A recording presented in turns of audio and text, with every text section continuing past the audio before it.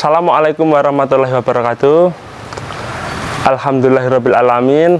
Alladzi arsala rasulahu bil huda wa dinil haq liyudhhirahu 'ala dini kulli walahu karihal musyrikun wa kafa billahi syahida.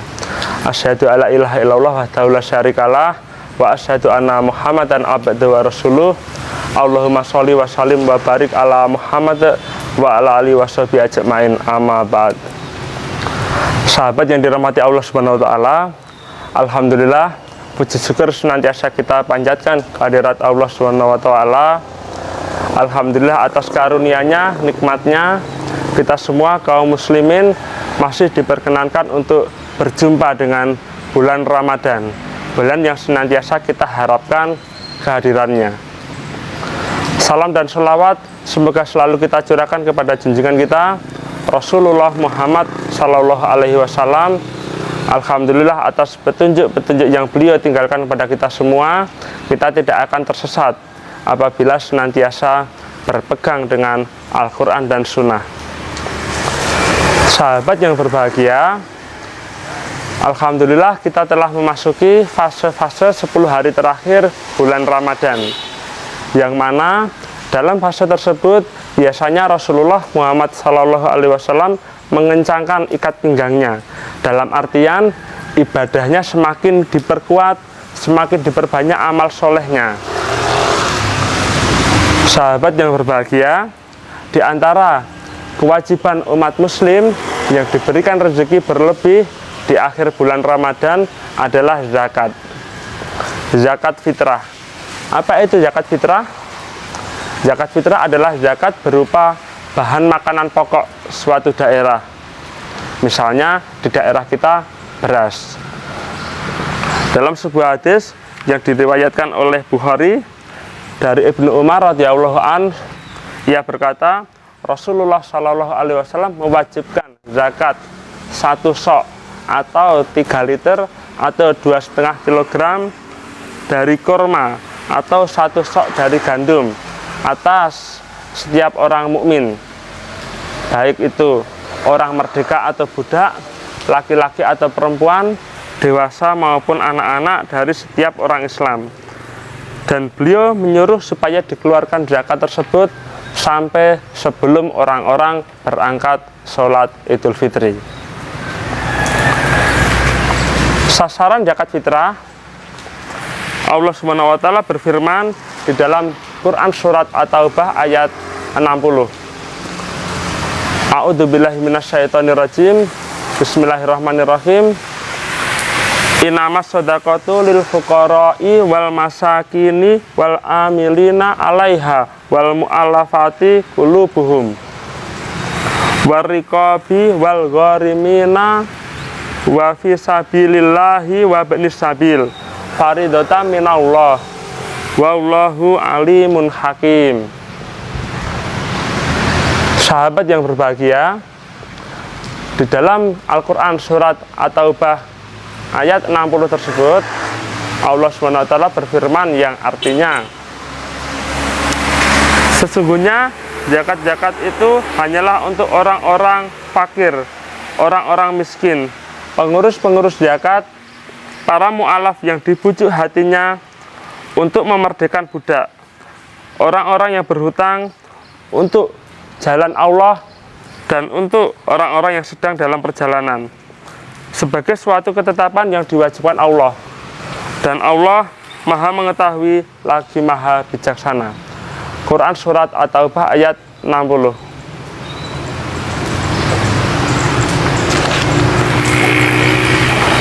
Sahabat yang berbahagia, dalam Quran surat At-Taubah ayat 60 tersebut, intinya yang berhak menerima zakat adalah yang pertama, orang fakir. Orang fakir yaitu orang yang dalam mencukupi kebutuhan sehari-harinya kurang dari setengah atas kebutuhannya. Misalnya, si fulan memiliki kebutuhan Rp20.000 sehari. Nah, dalam kenyataannya ternyata penghasilannya kurang dari Rp10.000. Maka orang tersebut termasuk kategori fakir. Yang kedua adalah orang miskin. Orang miskin hampir sama seperti orang fakir, yang mana dalam mencukupi kebutuhan sehari-harinya penghasilannya belum cukup, tetapi penghasilannya sudah lebih dari setengah atas kebutuhannya. Misalnya kebutuhan sehari-hari si fulan adalah Rp20.000. Pada kenyataannya hanya mampu tercukupi lebih dari Rp10.000, namun belum mencapai Rp20.000. Jadi orang miskin juga termasuk kategori orang yang berhak menerima zakat. Di antara orang yang berhak menerima zakat yang ketiga adalah amil, atau orang yang memang bertugas sebagai pengurus zakat. Dalam artian yang bersangkutan mendatangi rumah-rumah orang yang berzakat untuk mengambil zakat dari setiap orang muslim. Jadi orang tersebut tidak sekedar menerima zakat di pusat ataupun mungkin di tempat-tempat tertentu, melainkan memang mendatangi rumah-rumah kaum muslimin untuk mengambil zakatnya, sehingga disebut sebagai amil dan pantas menerima zakat. Nah, untuk saat ini rata-rata orang menempatkan diri sebagai panitia zakat, karena yang bersangkutan tidak mendatangi rumah-rumah kaum muslimin, melainkan berada di pusat tertentu kaum muslimin yang datang memberikan zakatnya, sehingga untuk panitia zakat tidak termasuk dalam orang-orang yang berhak menerima zakat. Selanjutnya yang keempat adalah para mu'alaf, atau orang-orang yang dibujuk, diharapkan bisa masuk Islam, atau orang-orang yang sudah masuk Islam, atau orang-orang yang benci terhadap Islam. Jadi mu'alaf ini adalah orang-orang yang didekati hatinya. Yang pertama, memang sudah masuk Islam agar semakin mantap Islamnya. Yang kedua adalah orang yang belum memasuki Islam tetapi diharapkan bisa masuk Islam. Dan yang ketiga adalah orang yang hatinya keras dari Islam, keras terhadap Islam, benci terhadap Islam. Diharapkan dengan diberikan zakat, orang tersebut bisa hidup berdampingan damai dengan kaum muslimin. Nah, ketiga golongan di atas juga berhak menerima zakat fitrah. Sahabat yang dirahmati Allah Subhanahu wa taala, di antara orang yang berhak menerima zakat yang kelima adalah riqab, atau orang-orang yang belum merdeka atau masih menjadi budak. Diharapkan dengan diberikan zakat, budak tersebut bisa merdeka atau bisa memperingankan beban hidupnya.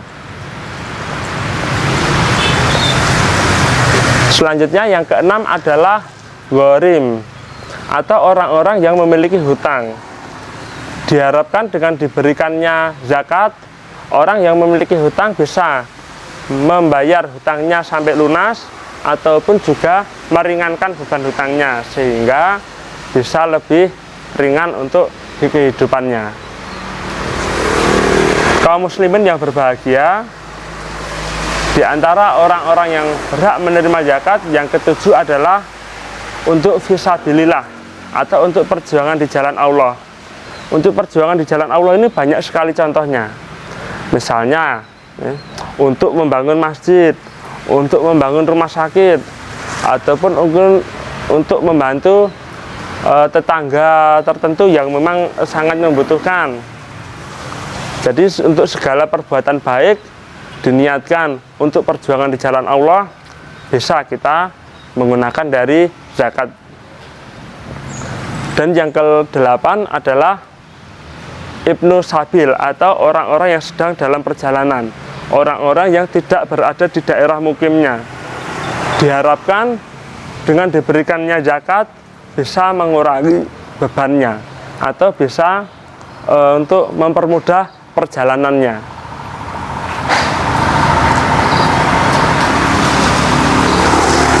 Kaum muslimin yang berbahagia, ya, itu tadi adalah 8 golongan orang yang berhak menerima zakat. Selanjutnya, ucapan dari panitia ataupun orang yang berhak menerima zakat adalah Allahumma sholli ala ali fulan. Kaum muslimin yang dirahmati Allah Subhanahu wa taala, di antara masalah-masalah yang sering dihadapi ketika zakat adalah yang pertama, mengenai kualitas dari zakat. Yang mana bahan pokok yang harus kita zakati, kita bayarkan adalah minimal sama sesuai dengan yang kita konsumsi sehari-hari, atau boleh lebih baik, jangan sampai yang lebih buruk. Yang kedua adalah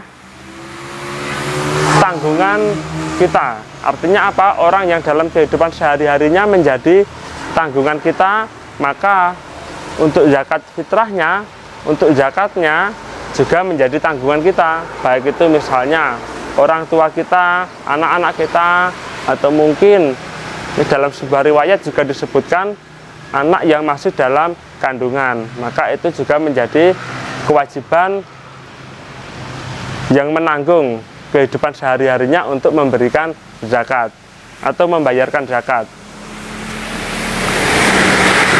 Yang selanjutnya adalah wujud dari zakat fitrah itu. Dalam zakat fitrah diharapkan bisa berwujud bahan makanan pokok, tetapi dalam kondisi tertentu dibolehkan pula dengan uang yang seharga atau senilai dari harga bahan makanan tersebut. Misalnya beras seharga sekian ribu, maka kita zakatnya juga harga beras 2,5 kilo tersebut berapa ribu rupiah, sesuai dengan harganya. Selanjutnya adalah waktu pembayaran. Kaum muslimin yang dirahmati Allah Subhanahu wa taala, waktu pembayaran zakat adalah di akhir bulan Ramadan sampai dengan menjelang berangkat sholat Idul Fitri. Jadi waktunya dibatasi, kita membayarkan sampai pada mau sholat Idul Fitri. Itu waktu terakhirnya. Jangan sampai terlambat setelah sholat. Karena apa? Jika dibayarkan setelah sholat, maka dihitung sebagai sedekah biasa dan dianggap tidak zakat. Selanjutnya yang kelima, masalah-masalah yang sering dihadapi dalam zakat adalah waktu memberikan zakat tersebut kepada yang berhak menerima. Tidak ada riwayat yang pasti menentukan kapan batas terakhirnya zakat tersebut disalurkan kepada penerima, sehingga dalam hal ini untuk zakat apabila bisa disalurkan lebih cepat lebih baik. Misalnya sebelum sholat Idul Fitri zakat disalurkan, maka itu lebih baik. Tetapi dalam kondisi tertentu, misalnya karena transportasi ataupun daerah ataupun medan yang sulit dan oleh sebab syar'i, zakat harus disalurkan setelah sholat Idul Fitri, maka itu tidak mengapa. Pada kesempatan hari ini saya mengucapkan selamat untuk menjalankan ibadah puasa, dan semoga amal puasa kita diterima Allah Subhanahu wa taala, dan kita berharap agar dipertemukan kembali di bulan Ramadan tahun ke depan. Sekali lagi, di akhir bulan Ramadan ini kita tingkatkan amal kebaikan kita tingkatkan ibadah kita, dan semoga Allah menerima amalan kita. Akhirul kalam, billahi taufiq wal hidayah. Assalamualaikum warahmatullahi wabarakatuh.